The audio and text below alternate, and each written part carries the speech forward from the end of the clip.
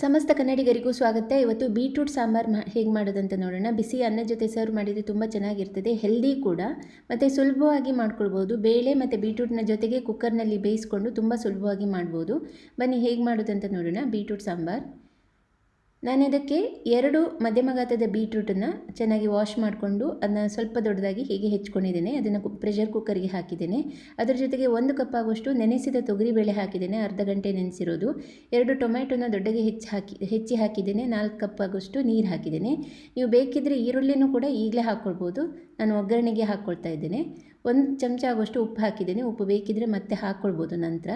4 whistle ಬರೋ ತನಕ ದೊಡ್ಡ ಉರಿಯಲ್ಲಿ ಪ್ರೆಷರ್ ಕುಕ್ ಮಾಡಿದರೆ ಚೆನ್ನಾಗಿ ಬೇಯ್ತದೆ. ಇದನ್ನು ತೆಗೆದಿಟ್ಕೊಳ್ಳೋಣ. ಈಗ ಸಾಂಬಾರು ಪುಡಿ ಮಾಡ್ಕೊಳ್ಳೋಣ. ಸಾಂಬಾರು ಪುಡಿಗೆ ಒಂದು ಪ್ಯಾನಲ್ಲಿ ಮೊದಲು 5 ಬ್ಯಾಡಗಿ ಮೆಣಸಿನ್ಕಾಯಿ ಹಾಕಿದ್ದೇನೆ. ಇದನ್ನು ಸ್ವಲ್ಪ ಹೊತ್ತಿಗೆ ಹುರ್ಕೊಂಡು ಬೇಕಿದ್ದರೆ ಎಣ್ಣೆ ಹಾಕ್ಕೊಳ್ಬೋದು. ನಾನು 1 ಚಮಚ ಆಗುವಷ್ಟು ಎಣ್ಣೆ ಹಾಕ್ಕೊಳ್ತೇನೆ ಅಷ್ಟೇ. ನೀವು ಎಣ್ಣೆ ಹಾಕದೆ ಹಾಗೆ ಕೂಡ ಡ್ರೈ ರೋಸ್ಟ್ ಮಾಡ್ಕೊಳ್ಬೋದು. ಚೆನ್ನಾಗಿ ಗರಿ ಗರಿ ಆಗೋ ತನಕ ಹುರ್ಕೊಳ್ಬೇಕು ಇದನ್ನು ಒಂದು ಸ್ವಲ್ಪ ಹೊತ್ತು ಹುರಿದು ನಂತರ ಉಳಿದ ಸಾಮಗ್ರಿಗಳನ್ನು ಹಾಕಿ ಮತ್ತೆ ಅದರ ಜೊತೆಯೂ ಕೂಡ ಇದನ್ನು ಹುರ್ಕೊಳ್ಳಿಕ್ಕಿದೆ. 2 ದೊಡ್ಡ ಚಮಚ ಆಗುವಷ್ಟು ಕೊತ್ತಂಬರಿ ಬೀಜ, 1 ದೊಡ್ಡ ಚಮಚ ಆಗುವಷ್ಟು ಕಡಲೆಬೇಳೆ, 1 ದೊಡ್ಡ ಚಮಚ ಉದ್ದಿನಬೇಳೆ, ಹಾಗೆಯೇ ಒಂದು ಸ್ವಲ್ಪ ಅಂದರೆ ಒಂದು 30 ಕಾಳಾಗುವಷ್ಟು ಮೆಂತ್ಯ ಬೀಜ, 1 ಚಮಚ ಆಗುವಷ್ಟು ಜೀರಿಗೆ. ಇವಿಷ್ಟನ್ನು ಹಾಕಿ ಚೆನ್ನಾಗಿ ಗರಿ ಗರಿ ಆಗೋ ತನಕ, ಅಂದರೆ ಸ್ವಲ್ಪ ಕೆಂಪು ಬಣ್ಣಕ್ಕೆ ಕಂದು ಬಣ್ಣಕ್ಕೆ ತಿರುಗೋ ತನಕ ಇದನ್ನು ಸಣ್ಣ ಉರಿಯಲ್ಲಿ ಹುರ್ಕೊಳ್ಬೇಕು.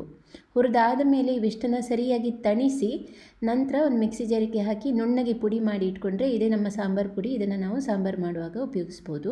ಈಗ ಸಾಂಬಾರು ಮಾಡಲಿಕ್ಕೆ ಶುರು ಮಾಡೋಣ. 4 ಚಮಚ ಆಗುವಷ್ಟು ಎಣ್ಣೆನ ಬಿಸಿ ಮಾಡಿ ಒಂದು ಪಾತ್ರೆಯಲ್ಲಿ ಅದಕ್ಕೆ 1 ಚಮಚ ಸಾಸಿವೆ ಹಾಕಿ, ಸಾಸಿವೆ ಸಿಡಿದ ಮೇಲೆ 10 ಕರಿಬೇವಿನ ಎಲೆ, 5 ಬೆಳ್ಳುಳ್ಳಿ ಹೆಸರುಗಳನ್ನು ಜಜ್ಜಿ ಹಾಕಿದ್ದೇನೆ. ಇದನ್ನ ಸ್ವಲ್ಪ ಹುರ್ಕೊಂಡು 1 ಈರುಳ್ಳಿಯನ್ನು ಉದ್ದಕ್ಕೆ ತೆಳ್ಳಗೆ ಹೆಚ್ಚಿ ಹಾಕ್ತಾ ಇದ್ದೇನೆ. ಹಾಗೆಯೇ ಚಿಟಿಕೆ ಆಗುವಷ್ಟು ಇಂಗಿನ ಪುಡಿ ಕೂಡ ಹಾಕಿದ್ದೇನೆ.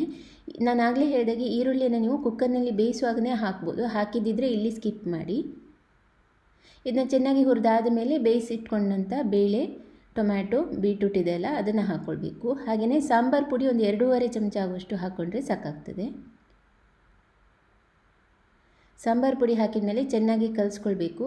ಹಾಗೆಯೇ ನಾನು ಅರಿಶಿನ ಪುಡಿ ಕೂಡ ಹಾಕಲಿಕ್ಕಿದೆ, ಇನ್ನೂ ಹಾಕಿಲ್ಲ. ಒಂದು 1/4 ಚಮಚ ಆಗುವಷ್ಟು ಅರಿಶಿನ ಪುಡಿ ಹಾಕ್ಕೊಳ್ತೇನೆ.